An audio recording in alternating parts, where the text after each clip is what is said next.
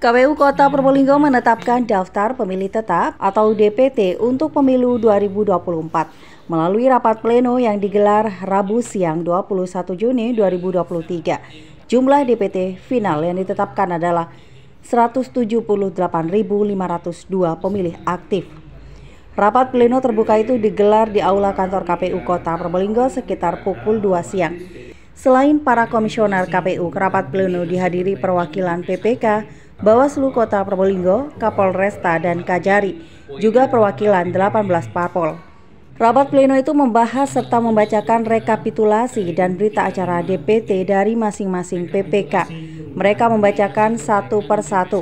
PPK Kademangan misalnya menyebutkan 32.830 pemilih aktif dengan 384 pemilih baru. PPK Wonoasi menyebut 26.167 pemilih aktif dengan 22 pemilih baru. PPK Mayangan menyampaikan 47.331 pemilih aktif dengan 245 pemilih baru. Selanjutnya PPK Mayangan menyampaikan 45.299 pemilih aktif dengan 10 pemilih baru. PPK Kedopok menyampaikan 27.550 pemilih aktif dengan 14 pemilih baru. Selanjutnya, Komisioner KPU Kota Probolinggo Divisi Perencanaan, Data, dan Informasi Muhammad Derajat membacakan rekapitulasi seluruh DPT versi KPU Kota Probolinggo. Masing-masing perwakilan parpol dan stakeholder menyimak. Mereka juga memberikan masukan. Ketua Bawaslu Kota Probolinggo Azam Fikri mengatakan, KPU Kota Probolinggo harus selalu berkoordinasi dengan Dinas Kependudukan dan Pencatatan Sipil, terutama agar pemilih baru non-EKTP dapat segera merekamnya. Ada pula masukan dari Kapolres Probolinggo Kota AKBP Wadi Sabani yang menyatakan seluruh elemen masyarakat harus menjaga ketertiban agar terciptanya pemilu yang tentram dan lancar. Ia juga meminta agar KPU bisa transparan soal DPT ke masyarakat. DPT akhirnya disahkan dengan ditandatangani oleh Ketua dan Komisioner KPU Kota Probolinggo. Kepada wartawan, Ketua KPU Kota Probolinggo Ahmad Hudri mengatakan, DPT tersebut bersifat final. Namun menurutnya bisa saja ada mekanisme baru yang bisa menggunakan hak pilih untuk pemilu 2024. Ahmad Hudri juga menyampaikan soal pemilih siluman alias pemilih yang tidak memiliki data. Menurutnya di Kota Probolinggo ada pemilih yang RT RW-nya masih nol. Pemilih ini biasanya menempati tempat baru seperti lingkungan perumahan yang tidak mengetahuinya. Lalu ada pemilih anomali atau pemilih yang usianya 100 tahun. Untuk hal ini KPU harus mengklarifikasi ke Dispenduk Capil. Ada pula pemilih yang memiliki 2 DPT sehingga harus dicocokkan dengan KTP yang berlaku.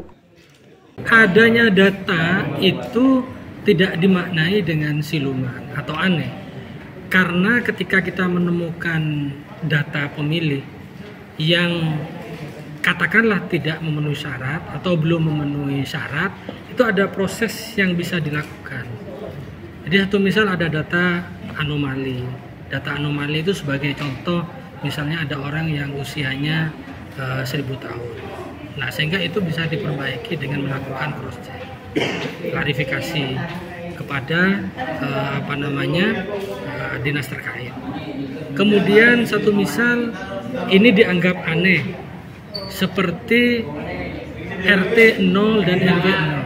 Secara faktual memang kondisi itu ada, terutama di pemukiman baru, di daerah perumahan yang baru dibangun. Nah, para penduduknya itu tidak mengetahui ada di RT berapa. Nah, sehingga ketika mengurus EKTP RT berapa, nah itu ditulisnya sudah 0 oleh yang disebut KTP 00 itu. Itu ada, tapi tidak siluman. Karena sah secara administratif, tidak ada masalah dengan itu. Begitu. Termasuk ganda. Nah, ganda ini karena data penduduk itu bergulir terus-menerus dan tidak menutup kemungkinan ada perpindahan penduduk keluar maupun masuk. Tadi dicontohkan oleh Mas Derajat, Ketua Divisi Datin itu, ada warga Kota Probolinggo dengan Lumajang. Mana yang di-TMS-kan? Dan ternyata EKTP dan KK terbaru kan tanggalnya kan muncul. Nah itu di Lumajang, ya berarti di Kota Probolinggo yang dihapus.